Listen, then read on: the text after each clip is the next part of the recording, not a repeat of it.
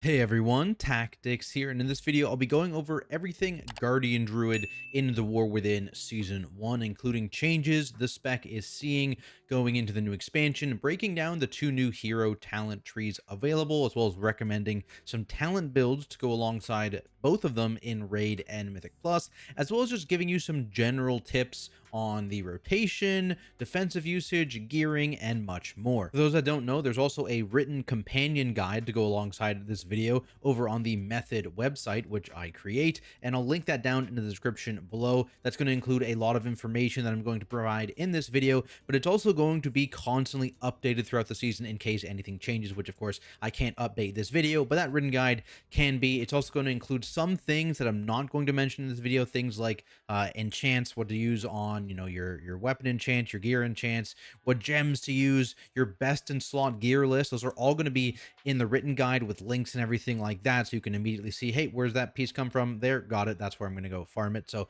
all that stuff is going to be in the written guide. Instead, we're going to focus on some other things in this video specifically. Now, to get things started, I do want to just quickly talk about the basics of Guardian Druid and their playstyle, just in case there's any new players here watching this video trying to get an idea of whether or not they want to actually play this spec in the War Within. To simplify things a bit, Guardian Druids are a builder-spender spec that uses Rage as their primary resource here. So you have a couple abilities, like here I've got Mangle, which is single target hit, and Thrash, which is an AoE hit, and these have a short cooldown and they generate Rage for you, and then you can spend that Rage on your spenders, which are, a defensive tool in Iron Fur, which gives you armor, or some offensive tools in Maul or Raise, which deal additional damage to enemies. In the War Within, the two hero trees kind of highlight distinctly different themes for Guardian Druid, with the Druid of the Claw focusing on physical attacks and bleeds, whereas Elune's Chosen is actually merging bears with the power of the moon, allowing you to deal more arcane damage, shooting lasers at your enemies, and just all your arcane abilities basically are empowered. Being a druid, guardians have a decent amount of useful utility. They have the raid buff that grants versatility to all their allies. They have stampeding roar for a burst of AoE speed to anyone near you. They've got a ton of AoE crowd controls. The one major downside of guardians specifically is that they lack anything unique to the spec. So anything that a guardian druid can do can also be done by any other druid spec. So there's nothing really uniquely tying you to bringing guardian specifically. That is just a quick rundown of Guardian, though. We're going to get a lot more in-depth now in this video. And to start, let's talk about some of the changes Guardian is actually facing coming into the War Within, which there isn't a ton. It's mostly concentrated into the general talent tree here, the class tree for Druids. Some things have been moved around. Some things have been eliminated entirely, have some new talents, that kind of thing. So let's go through it here. Basically, you'll notice at the bottom here, the capstone area looks significantly different. You have these new 2-point blockers on the left and right. The left side is physical because it's the Feral and Guardian Druid side, so physical abilities increase damage. The right side is more magical, so that's your, all your spells and your healing is getting an increase there. On top of that, there's a new talent here, Oakskin, an additional 10% DR on Survival Instincts and Barkskin. Combined with talents in the spec tree, you can actually get Barkskin up to a 40% DR now, which is kind of wild. Also in the capstone now is Fluid Form, which basically allows you to save GCDs from form shifting by instead pressing certain abilities. So if you're in bear form and you press Rake, it'll automatically shift you into cat form so you don't lose a global. This is going to be real nice for one of the builds that takes advantage of Catweaving, but it otherwise is just a talent that you can avoid. Generally too, Astral Influence, this is another really important one. Basically, Blizzard has gone through in this expansion and gotten rid of range increasing abilities for melee specs. That includes Astral Influence. You'll notice the tag is different here. It now only increases spells, not abilities. So your Thrash, your Mangle, those things are not going to get a range increase. So that's most of Guardian's abilities, with the exception of like Moonfire. Moonfire will still get the range increase, but like everything else will not. So you're usually going to be avoiding this from now on. You notice remove corruption is significantly easier to get. In fact, you basically will now, to path down the tree, always take remove corruption, just because it's the easiest way to path down the tree. And so you're gonna have your dispel now really easily, as opposed to the kind of struggle and choosing what to sacrifice it was throughout Dragonflight. There is still some oddities in the tree, like this weird thing in the center here. Notice how I have to path through either Mass Entangle and Urzel's Vortex and Soothe in order to get Stampeding Roar or Cyclone. And then also, this is the only way down the center of the tree. So you are forced into 2 CC abilities, or a CC ability and an Enraged Dispel, to get your main movement ability and also to path down the middle. It's just weird. Pathing definitely needs to be just in the middle of the tree, but this is not a rant video.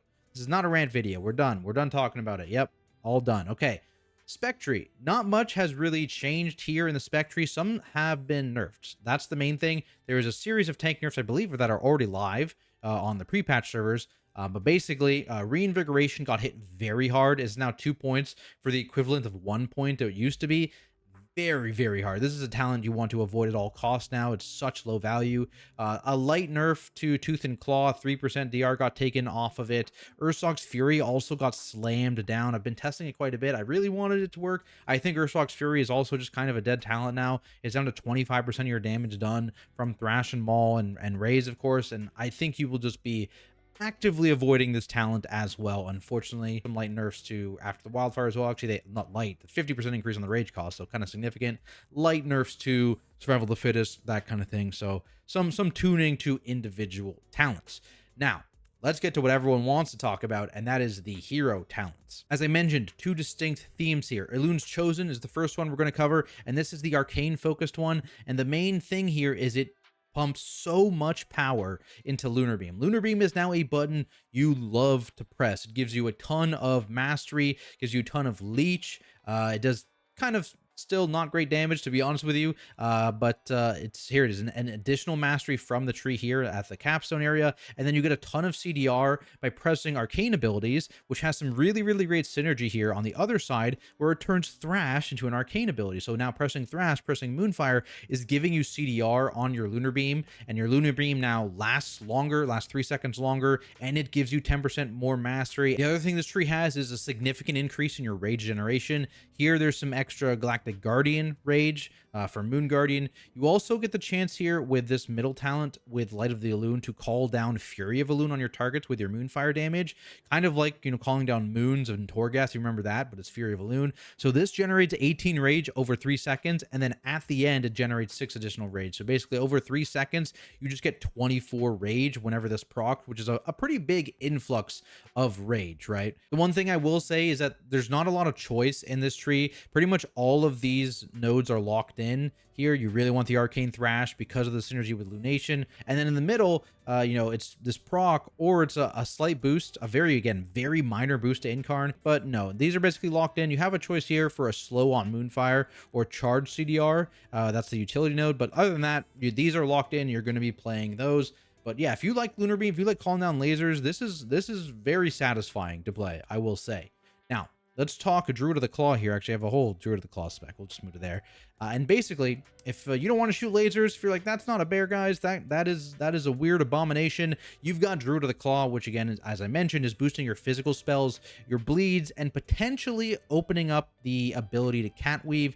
Optional though, that is optional in this tree, but very potent in single target situations. So basically at the top here, the big thing is Ravage, which is an auto attack proc that turns your Maul into this empowered ability that also deals AoE damage and then applies bleeds here to everything hit. And this bleed is also a DR, and it's also something that you can extend here by just basically like all of your physical abilities will extend the bleed for up to 8 additional seconds on top of the 6 base duration. So you can get this bleed up at a pretty solid uptime overall. And at the same time, you don't need to feel weird about pressing Ravage because it benefits from basically all the same talents that Maul does. So like Tooth and Claw and stuff will also be applied in AoE by Ravage, that kind of thing. I think Vicious Cycle as well. So you don't need to worry about wasting or having anti-synergy with those talents. Is completely makes use of all of those. Unlike Elune's Chosen, you have a couple choices in your choice nodes in this hero tree, which again, for those that don't know, you get all the nodes here. You can switch them freely like talents, but the choice nodes that you really are thinking about here is this one in the middle, where one of them is a massive attack speed increase when you Ravage, which obviously is going to help you proc more Ravages, and the other is an agility increase when you Ravage, an armor benefit to Iron Fur, as well as entering combat, your first Mangle always turns your Maul into Ravage. So Pretty good in Mythic Plus, this one, Killing Strikes, because you're constantly entering and exiting combat. If you're not in that kind of scenario, though, obviously Ruthless Aggression is very, very good, especially when this is combined with like the new Sky Fury totem, which is basically giving you Wind Fury as well. You proc a lot of ravages. Even without this talent alone, like Sky Fury is huge value for Druid of the Claw because this is an auto attack based proc. Then we have the Weaving node, which is down in this corner. So basically, this whole side down here is giving you a bit of power, both in bear form and cat form. So here, Frenzied Regen is now a 10% max health increase, which is kind of relevant for later on. We'll talk about that. Here, Iron and Frenzied Regen persist in cat form. And then when you transform from bear to cat, you retain 80% of your bear form armor and health, and you're still immune to crits. Then the other thing down here is the ability to take your actual Weaving damage node, which is Wild Power Surge, which basically, when you're using Bear Mangle, eventually you'll hit this powered up state where when you shift into Cat, you'll gain 5 combo points and your spender will deal a ton of damage. You get some really, really powerful rips with this talent. If you don't want to weave, though, you can just go Empowered Shapeshifting, and this is just some passive benefits. The other choice node over here is, again, something you don't really choose at all. It's a Pulverized CDR, which is a talent you will absolutely never take, or it's just some small crit strike chance and crit damage increase, and then a very, very small heal from Mangle. So you're just going to take that every time. I'll talk a bit more about Catweaving and how that impacts your rotation later on in the video, but for now, let's actually talk about talent builds. So for Mythic Plus, I think it's a bit of a toss-up, actually, whether you're going to be running Druid of the Claw or Elune's Chosen. I think both have their benefits. Elune's Chosen performs better as you get into higher target counts. However, Druid of the Claw is better damage output wise in single target by a lot, and then in cleave by a decent amount. But again, as you increase the target count, Elune's Chosen gets better and better, eventually surpassing Druid of the Claw. That being said, Druid of the Claw has a bit of consistency problems in terms of defensive coverage because this is an auto attack based proc.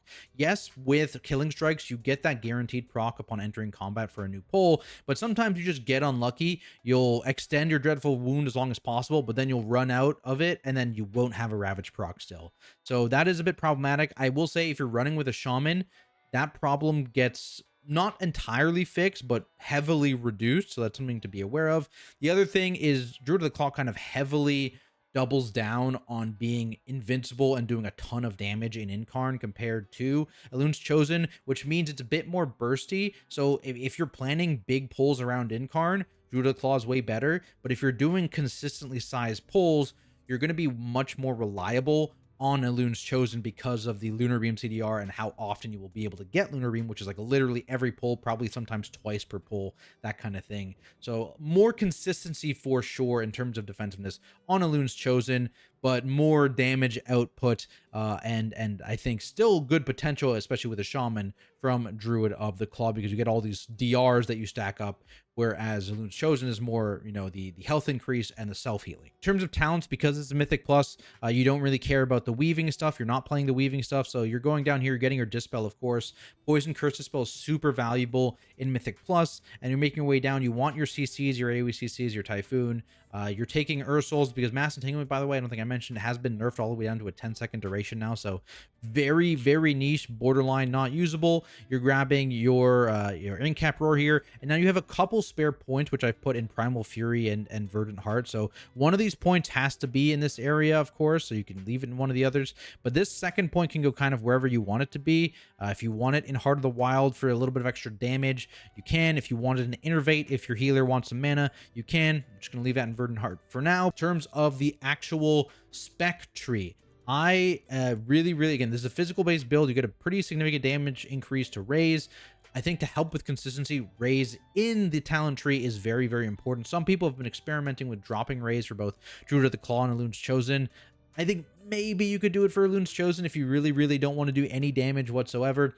But for Druid of the Claw, it is super beneficial to help alleviate moments where you're getting maybe a bit unlucky with Ravage procs, because that is the only other way to spread Tooth and Claw in AoE, right? Ravage will spread Tooth and Claw in AoE, and Raise will. But if you're not getting Ravage procs and you have no other option, you're going to be in trouble, right? So having Raise is very, very important. Even if you're only ever pressing Raise with Tooth and Claw procs, it's still going to do quite a bit of damage, and it's still going to give you quite a bit of safety because it's applying that AoE DR to every single target. Outside of that, it does look like these Thorns of Iron builds are quite good, at least in season 1, with how everything has been working on beta. So you are going down this tree to play Thorns of Iron to dump a significant amount of your rage into Iron Fur.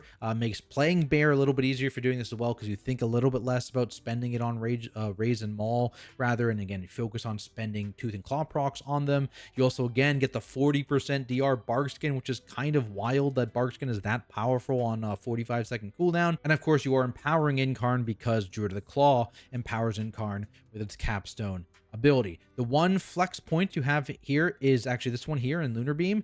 I've put it in Lunar Beam. I think that is the single best talent point to put it in. Again, this is still giving you 15% mastery on a 1-minute cooldown. It's doing a tiny bit of damage and a little bit of healing. But your other options, like where are you putting this point, right? Ursox Fury, like I mentioned, is so bad now. I really tried to make Ursox Fury work. This is the build where it would work, by the way. This is like the most valuable Ursox Fury is going to be, and it's just not cutting it. It is not cutting it. Elune's Favored is in this build, because Moonfire and Arcane abilities do so much less damage, is also not going to provide you much. It provides you with a little bit of a damage increase, but the healing is even worse than Ursox Fury in this build. And so I think that leaves you with Lunar Beam being the best choice, not only for damage, but also for self-sustain and giving you another cooldown, because 15% mastery is nothing to scoff at on a 1-minute cooldown. So it's definitely very relevant, and it gives you yet another ability in your repertoire that you can use. And so I am definitely favoring the Druid of the Claw build even that uses Lunar Beam. Shifting gears to Elune's Chosen, of course, it's going to be a bit different here. I do recommend taking Heart of the Wild for the Elune's Chosen build, as you can see here, because you do so much more of your damage as Moonfire. At the same time, Incarn is actually heavily devalued in Elune's Chosen. Not only are you not empowering your Incarn in any way, you're a lot more powerful outside of Incarn because of how often you get Lunar Beam and how empowered Lunar Beam is. So of course you need to get Lunar Beam, and you know, it has the healing synergy, it gives you leech, and then that kind of compounds with Elune's Favored, which is also kind of leeching with your arcane damage that is doing. So you get a lot of self-healing, much more self-healing in this build compared to Druid of the Claw. And so I think you rely a little bit less on Ursox Guidance. I think you can take it. Like I mentioned, maybe if you really care about doing no damage, you could do this, and you could move these talents somewhere as well, like over. I really hate Reinvigoration, though. I will say, like, it's so bad now. I can't emphasize that enough. You could also potentially drop Elune's Favored, because again, this is kind of trickle healing. It's kind of meh. You get a little bit of damage, but you would lose that, and you could take the CDR on Incarn. But again, the CDR on Incarn is a little less valuable in Season 1 because of the lower haste values, because they also nerfed the amount of CDR you're getting from this talent, I believe. I don't think I mentioned that earlier, but they did nerf it a little bit. I am favoring taking only 3-minute Incarn and still having that big powerful CD, because it is still very good, right? It's not we're not scoffing at Incarn here. It's still a very, very good button, but you're not nearly as reliant on it, especially if you're pulling around the fact that you have 3-minute Incarn. You will notice I have only 1 point in Fear of Nature here. That's just basically to make sure that I get everything that I need in this area, because you are again running the Iron Fur Thorns of Iron build. So it's kind of hard, you know, what point are you going to sacrifice to put a 2nd point in Fury of Nature? There's really not anything here that you would want to sacrifice.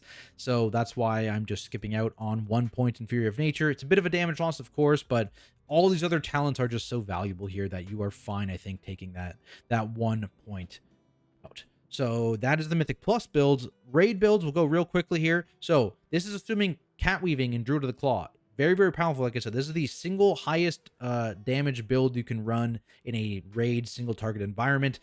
Break, Rip are required. You're going to try and keep these up. Of course, Primal Fury gains a lot of value because you're going to start to get value from the first part of it as well. And then moving down the tree, you really need Fluid Form because you're Catweaving. Heart of the Wild is also a significant damage increase because you get the feral benefits when you're Catweaving, which is pretty nice. Of course, in this tree, the only thing that's changed here is you're switching to Wild Power Surge, and you're switching over to Ruthless Aggression because you're not going to be entering and exiting combat so much. And then looking at the actual hero tree itself, again, we're doing the Iron Fur shenanigans, but then if you go down to the actual capstone area, we want Moonless Night because that is just a ton of damage, and so we have to pass through Elune's Favored, and we've dropped then the 2 points here in Twin Moonfire and Lunar Beam to put these 2 points in, and we've also dropped our AoE points in Blood Frenzy and Raise to grab 2 points in Flashing Claws to allow you to stack that up to 5 instead. And again, this is the single most damage you can do as a Guardian Druid in a raid environment, while also being quite tanky, right? You still have your tanky nodes and all the things. You're still going to be quite durable, and this opens up the opportunity to Catweave. If you don't want to do this, you can drop these points and put them somewhere else, right? You can grab Verdant Heart, you can probably grab down here, like Innervate, whatever, if you need that stuff. If there's any kind of AoE rage generation, like multi-target situation where you can take advantage of, I would drop a point in Flashing Claws and put it in Blood Frenzy, because this is quite a good bit of rage generation, especially if there's even just 2 targets for you to put Thrash on to get the benefit from that. So keep that in mind. You would drop the Flashing Claw point to do that, but otherwise pretty straightforward. Not a lot of things that you would adjust here. I think currently Claw is significantly ahead of Elune's in raid specifically, whereas in Mythic Plus they're a little closer. So in general, I'm going to recommend you play Claw even without the Catweaving in raid. But if you do really want to play Elune's Chosen in raid, basically what they've done is they've dropped Incarn entirely because, again, of how little reliant they are and how it's mostly for them a defensive type of thing. And they've gone, like I said, Moonless Knight. They've moved over to the Flashing Claws, and they've moved away also from the big Iron Fur row because you're going to spend a bit more on other abilities. You get some CDR here on your Bark Skin. And it's pretty straightforward, right? There's not a ton to talk about here. Incarn's not relevant to your damage, so you drop it. You still have the Berserk nodes. It's kind of hard to avoid them. Some people have been experimenting with a no-Karn build for Mythic Plus for Elune's Chosen, but it's kind of tough to path around them.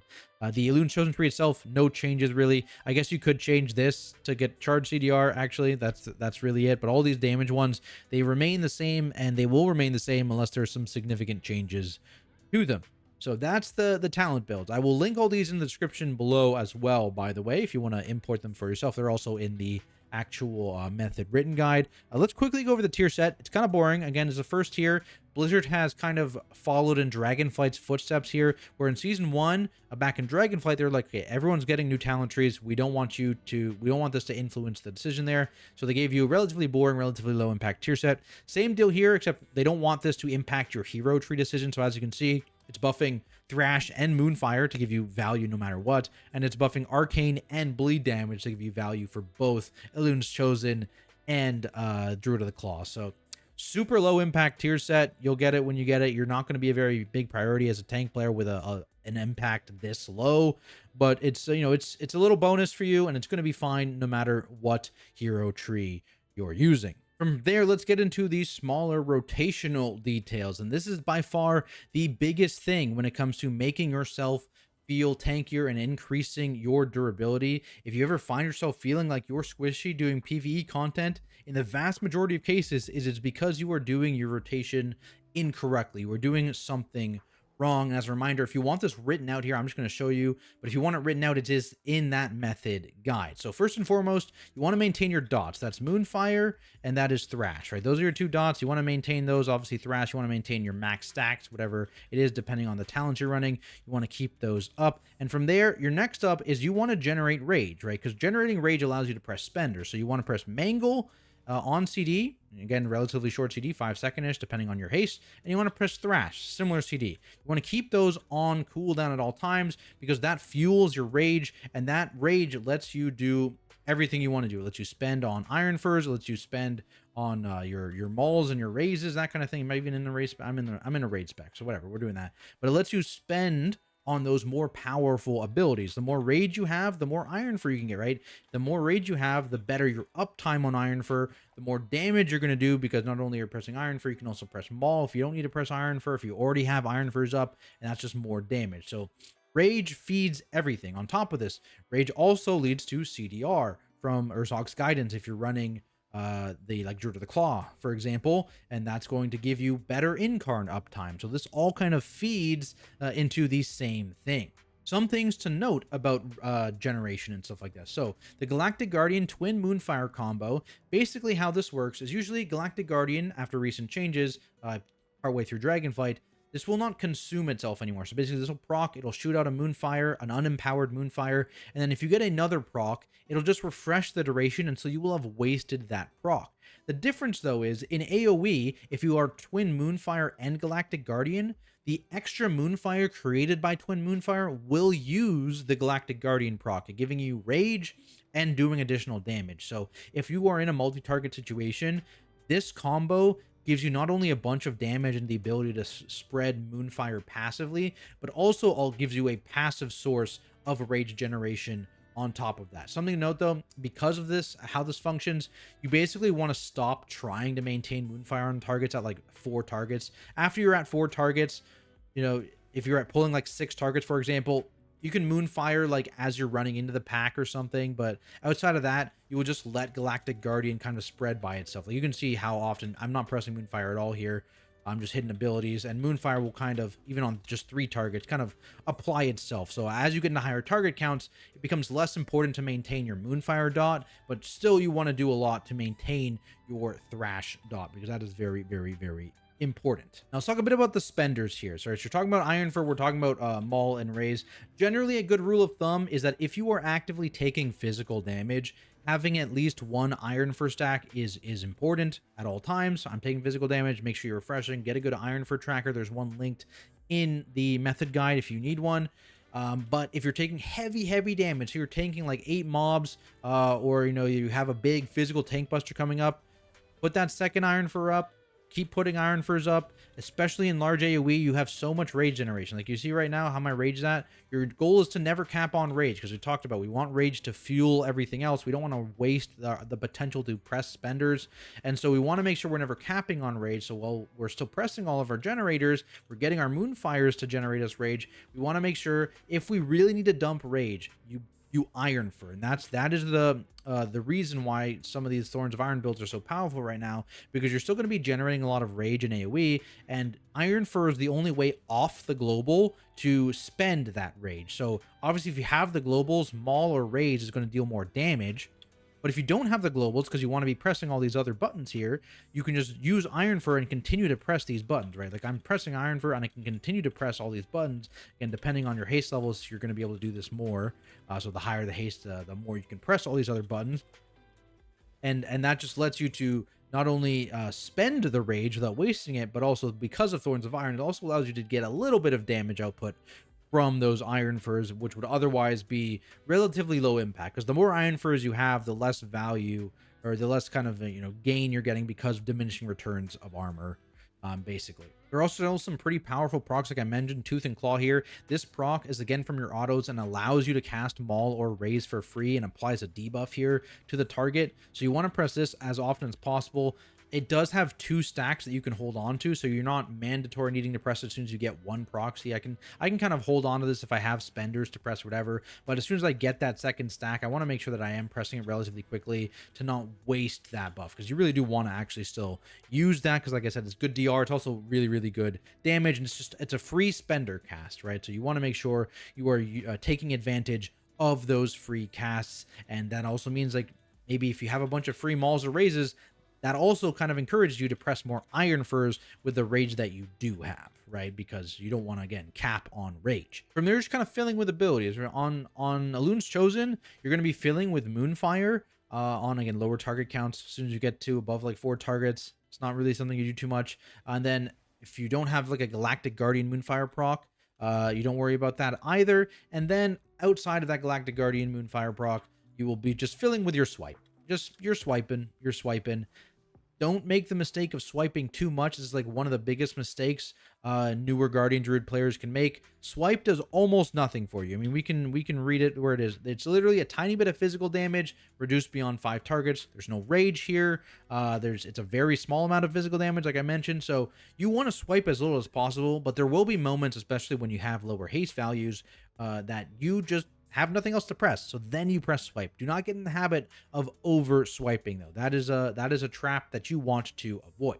Now for Druid of the Claw, this becomes a little bit different because you get the whole Ravage proc situation. This goes up right to the top of the order after maintaining dots, because 1, it hits super hard, and 2, it applies this bleed, which is like very valuable for you to maintain. When it comes to like your filler abilities, in AoE, it's like I mentioned, you kind of ignore Moonfire entirely, even with Galactic Guardian in large AoE, and you just swipe, because I believe you have some swipe empowerments in here somewhere, but the swipe's more valuable to press on the Druid of Claw, and Moonfire is more valuable to press on Elune's Chosen. In the raid build, you actually start throwing in Lunar Beams on cooldown. No! Okay, so cat weaving. So cat weaving in single target. This is a single target thing basically, but the whole goal here is that one, you're going to be building these feline potential stacks right there. As you press mangle, when you get to 6 and you shift into cat form, you get a big empowered rip or ferocious bite. You're going to prioritize putting rip out here, and again, because I'm running fluid form, I can just press rake in bear form. I'm instantly in cat. I can do whatever I want in cat. I can press mangle to go back into bear form. Something to note: when you shift out of bear form, you go down to 25 rage. Make sure you are spending to below that if you can before shifting. That is important so you don't waste rage. The other thing is that you just want to make sure you are using your empowered spender as often as possible. You don't want to waste like mangles here. So I got it. I'm going to go shift with the rake. I'm going to press rip. I can shred here because I have the extra global before mangles back, and I can go back into bear form. And then I have the empowered rip out there. In Incarn, you're going to get this a lot faster because you're going to mangle so much more. And so if you have rip already active, you'll ferocious bite instead of rip. And just generally, when you are out of buttons to press in bear form, like your spenders are on CD, it is a good idea to press rake and even shred over pressing Galactic Guardian Moonfire, over pressing swipe. So if you're able to shred, or if you're able to rake, those are good things in pure single target for bear, which is kind of, you get a small return of weaving. But like I said, you can opt out of weaving if you do not want it. And there's way more detail and a full list of like the priorities specifically for weaving too, because it's a bit more complicated in the method guide. Moving away from the regular rotation stuff, let's talk a bit about the defensive stuff. So let's open up the spell book here. And basically, Guardians have 5 major defensive CDs to kind of work with at the moment. And then you can combine those with some of the like rotational defensives, like I mentioned before, like the Tooth and Claws, the Iron Furs, that kind of thing, to actually build up your overall defensive. So you got your pure damage reductions. That's your Bark Skin, which can now be up to 40% depending on your talents. You've also got your Rage of the Sleeper. There it is. It's been nerfed a little bit. Smaller DR gives you some leech, gives you some damage done. And then you've also got your big one in Survival Instincts, which that one goes up to 60% now on a bit of a longer cooldown. Outside of that, you've got your kind of throughput increases and health increases, which are Incarnation here, right? And Lunar Beam as well. Lunar Beam is like a throughput slash HP increase because of how much mastery it gives.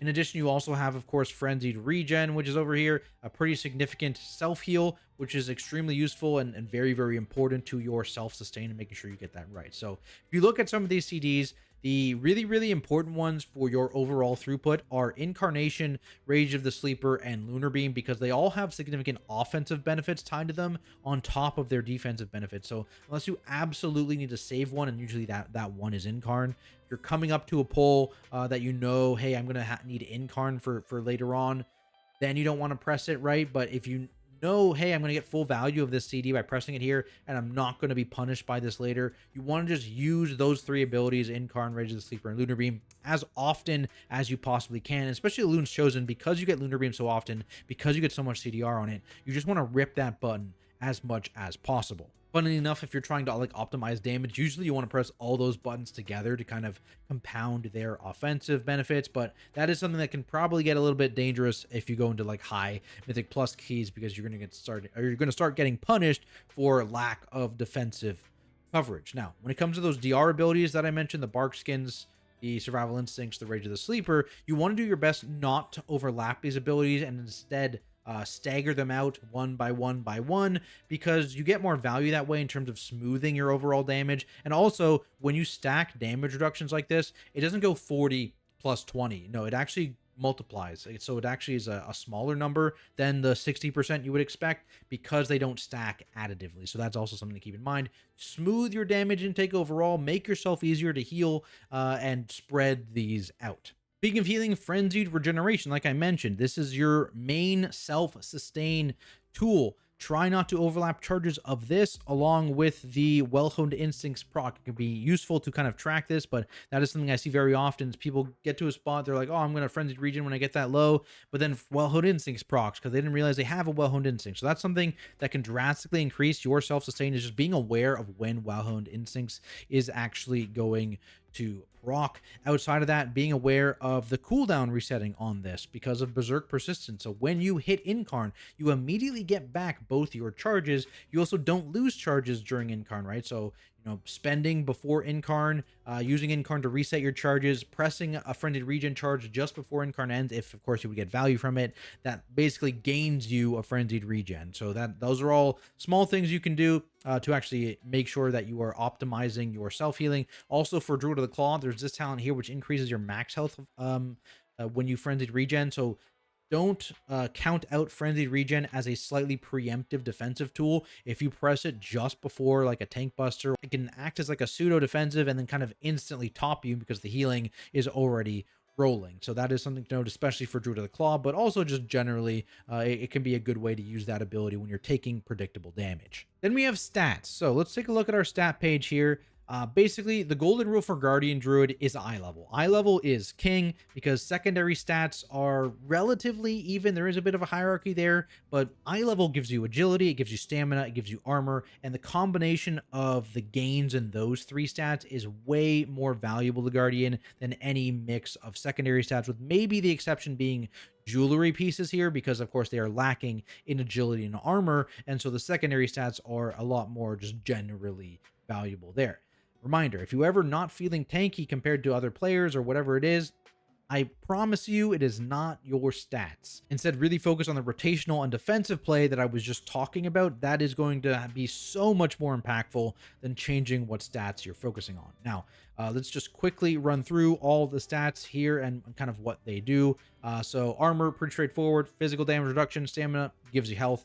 Not going to spend too much time on those. Agility is your primary stat. This basically scales all of your abilities. It directly translates to attack power, so all of your damage. More agility is like all your abilities do more damage. When you get more agility, it also increases the amount of armor that your Iron Fur gives, your primary form of physical mitigation, so very good there. And then on top of that, it's a little bit of extra dodge as well. So it basically just gives you a ton of stuff, which is why it's such a valuable stat. Then we have your secondary stats. Haste is the most common one that a lot of people like a bit of. This reduces your global cooldown, so the time between abilities there, or that little time you have between you can press all these buttons, boom, you can see this basically timer here. That's the global. It's reduced by haste.